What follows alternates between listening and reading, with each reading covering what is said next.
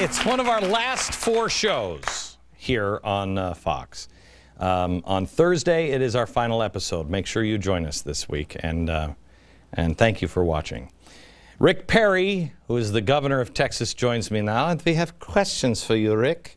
You say you're creating jobs. Can the government actually create jobs, sir? Actually, what a government can do can create an environment where those jobs can be created. Government doesn't create any jobs. They can actually run jobs away. Ask the folks in Illinois. Okay, now you don't have a state legislature. How does your state legislature work? Well, it meets every other year for 140 days, which we just finished that about 27 days ago, and they didn't finish all of the business at hand. So hopefully day after tomorrow they will have finished up the session and go home and live under the laws that they helped create. By the way, one of those, loser pay, in the continual reform of our legal system, will make Texas even more competitive to those people that want to live outside of the fear of frivolous lawsuits.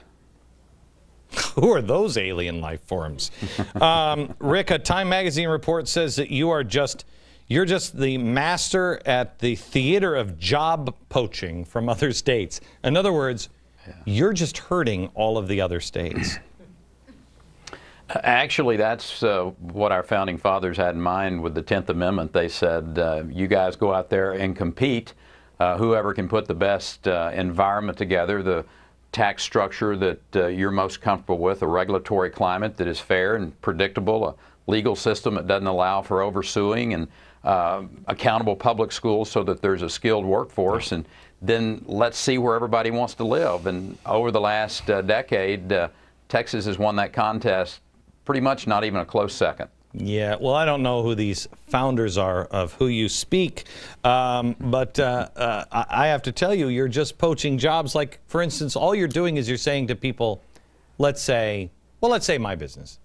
Probably by the end of the year, I'll have 150 employees. We had 10, I think, a couple of years ago. If I went to you and I said, Rick, on the QT, I'll move my company to Texas, but I need you to give me zero income tax. You see what I'm saying, Rick? And then you'd say, I think we can work with you. See, it's dirty guys like you. Oh, wait a minute, you don't have a state income tax. I have this theory. Right. I have this theory, Rick, that you are going to become, I mean, this is Texas, you are going to become a real problem in America, because you are going to be, they're going to say that you are hurting states like California that's already just trying to keep its head above water. You're hurting New York City because people are leaving New York City. All over the country they're leaving to come to Texas. So you're hurting them. You know, it's interesting. The legislature and the Democrat lieutenant governor came to Texas about 6 weeks ago to sit down and just talk about how we'd created this environment for job growth in Texas. And it's really that competition, Glenn, that's going to make America strong again. It's the federal government kind of getting out of our hair. The idea that they're telling us how to educate our children or how to deliver health care or how to, for that matter, clean our air is really nonsense. If you really want to get America back to this vibrant economy, then respect the 10th Amendment, allow the states to be the laboratories of innovation. I can promise you, when Rick Scott over in Florida or Nikki Haley over in South Carolina, or for that matter, well, I don't know whether Andrew Cuomo would come up with something that I would bring back to the state of Texas, but the fact is, if those governors and their legislatures come up with some great ideas, we're going to go snitch them from each other. We're going to go bring those into our state and try them. It's how our founding fathers actually foresaw the country being competitive. So, you know, Washington, just kind of let us come up with the great ideas. You all take care of our military, defend our borders. Oh, wait a minute, that's a problem for them too. You know, Rick, I mean this sincerely. I know that you're considering possibly running for president of the United States, and I'm consider possibly moving to Texas. I don't know who your lieutenant governor is, but I'm thinking that we're not going to let you leave Texas. I mean, I could run for governor of Texas. I'm just saying. That's an idea. It's a really crappy, bad idea. Let me tell you this one. Let me ask you this one. Talk about creating some aliens. Oh, yeah. Oh, yeah. Oh, I'd make MSNBC's head explode. It'd be great. The 95-year-old woman on the TSA. Let me change topics with you. 95-year-old woman that was frisked at the airport, told that she's dying of cancer. She's in a wheelchair.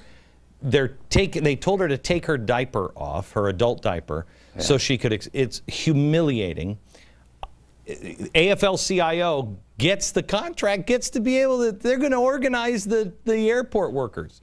You guys in Texas tried to stand against all of this stuff, and they said we'll make sure that no plane ever flies into Texas. How can a state actually fight back?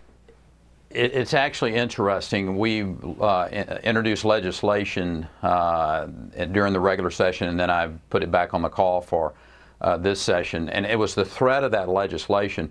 Just this last week, TSA has started doing their operations differently. They're responding to the threat of a state, and hopefully other states in the country will stand up and say, you know what, we're not going to allow federal employees to abuse the people in our states, and there are a host of areas like that when you look at how the federal government is abusing the people of our country. Are you concerned at all about the organizing of the airport workers by the AFL-CIO, the security, Homeland Security? Sure. I think anytime you have federal employees being unionized, I have a real problem with that. You don't have to look much further than what we have already, that those federal agencies, those federal employees that are unionized, at the end of the day, it's not in the best interest of the citizens, certainly the citizens who aren't part of that union. Real quick, Governor Perry, where do you stand on Israel? As a Christian, I am taught to support Israel, and I do, rather strongly, I might add. I've been going to Israel since 1992. I'm greatly concerned that we have an administration in place today that does not respect the relationship that we've historically had. It's the only democracy in the Middle East. It's one of our greatest friends, a very good trading partner for Texas and for this country. So the message needs to be clear from this country that we may not always agree with what Israel does, but we're going to be standing with her every day. Governor Perry, thank you very much. Talk to you again. You're welcome, Glenn. It's good to see you, brother. Back in just a second.